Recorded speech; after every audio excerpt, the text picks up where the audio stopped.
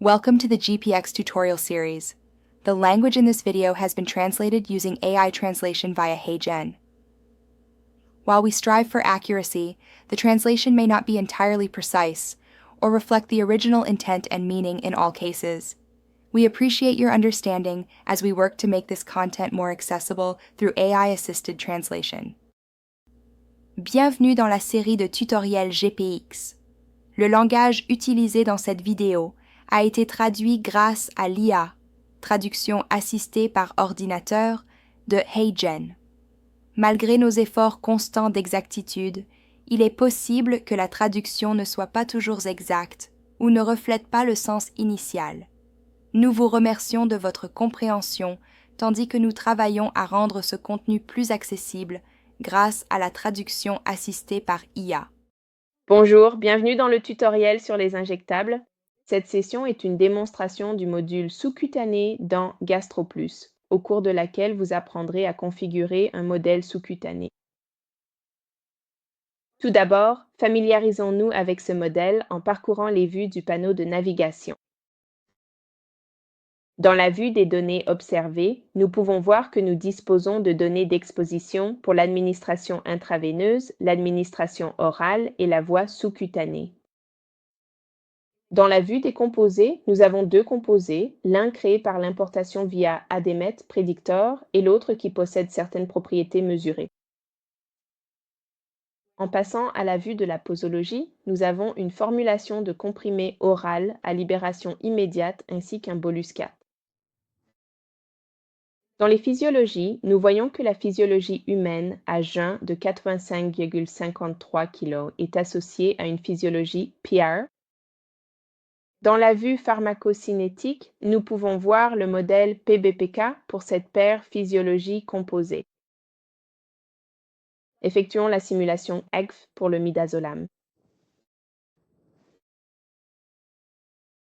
Nous allons mettre ce graphique à l'échelle logarithmique en développant les paramètres du graphique, en allant sur l'axe dépendant et en passant de linéaire automatique à logarithmique. Je vais réduire ce panneau et nous pourrons constater que l'ajustement aux données observées est raisonnable. Ensuite, mettons en place un modèle sous-cutané. Accédez à la vue de dosage et dans le panneau de formulation, cliquez sur Ajouter. Et nous appellerons cette formulation solution sous-cutanée abdomen. Nous allons modifier la voie d'administration pour qu'elle devienne sous-cutanée, la libération immédiate, la forme galénique une solution et le site d'administration l'abdomen. Nous allons maintenant développer le panneau du calendrier de dosage et cliquer sur Ajouter pour créer un nouveau calendrier de dosage. Je vais nommer ce schéma posologique à titre d'exemple solution sous-cutanée de 8627 mg administrée au niveau de l'abdomen. Je vais vous donner le lien vers la formule que nous venons de créer. La dose administrée est de 8,627 mg et le volume administré est de 1,5 ml.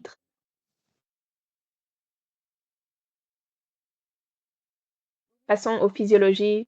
Dans la vue, nous allons nous assurer que la physiologie humaine à 85,53 est sélectionnée. Je vais réduire le panneau des paires et cliquer sur l'interrupteur pour activer le module sous-cutané. Dans le menu déroulant Ajouter un tissu, choisir l'abdomen. Le site d'administration abdominale apparaîtra dans le schéma. Ici, dans le sous-panneau du composé, nous allons modifier la fraction non liée à 0,028, ce qui correspond à la valeur estimée pour la fraction non liée dans le tissu adipeux dans le modèle PBPK. Si nous allons dans le modèle PBPK et que nous regardons le tissu adipeux, nous voyons que le Kp est de 1,422. Ce qui correspond au Kp que nous avons pour l'abdomen, et la fraction non liée est de 0,028. Et ici, nous avons saisi la valeur de 0,028. Nous allons enregistrer le projet et passer à la vue des simulations.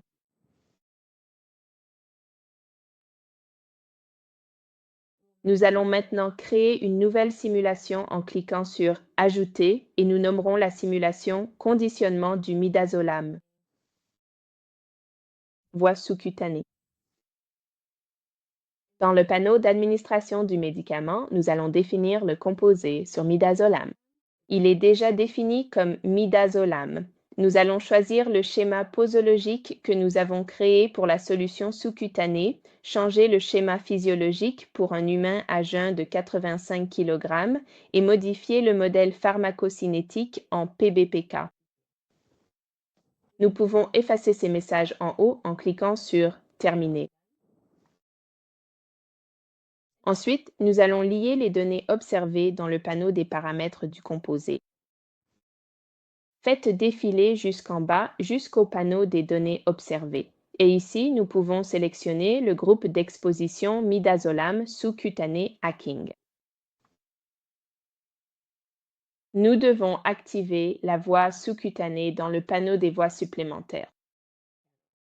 Nous allons à nouveau activer le module dans la vue des simulations et développer le panneau sous-cutané.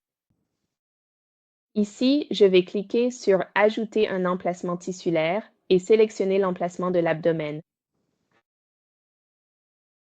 Je vais mettre à jour le volume effectif du dépôt à 12 ml. Cliquez sur Vérifier les avertissements et lancer une simulation. Nous pouvons voir que le CMAX n'a pas été correctement capturé par le modèle. Explorons l'effet du coefficient de partage sous-cutané sur l'apparition du médicament dans le plasma après une administration sous-cutanée. Nous allons revenir à la vue des physiologies, sélectionner l'abdomen. Et ici, nous allons changer le Kp de 1,422 à 0,8. Nous allons retourner à la vue des simulations et lancer la simulation de l'administration sous-cutanée de midazolam,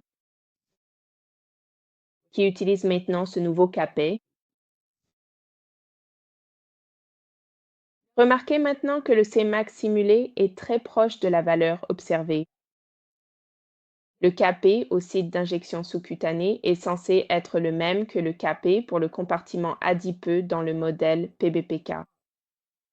Nous allons donc maintenant explorer ce changement dans le modèle PBPK en revenant à la vue pharmacocinétique et en modifiant le Kp pour le tissu adipeux de 1,422 à 0,8. Nous devons effectuer la simulation intraveineuse pour évaluer l'adéquation. Pour revenir à la vue des simulations, je vais sélectionner la simulation intraveineuse et la lancer à nouveau. Encore une fois, je vais régler cela sur une échelle logarithmique et réduire le panneau des paramètres du graphique. Ici, je peux voir que l'ajustement a en fait toujours abouti à une bonne adéquation pour la dose IV. Si je retourne dans les simulations et que je relance la simulation sous-cutanée, je peux voir que pour la simulation sous-cutanée, le modèle reproduit également avec précision les données observées. Cela nous amène à la fin du tutoriel sur la voie sous-cutanée.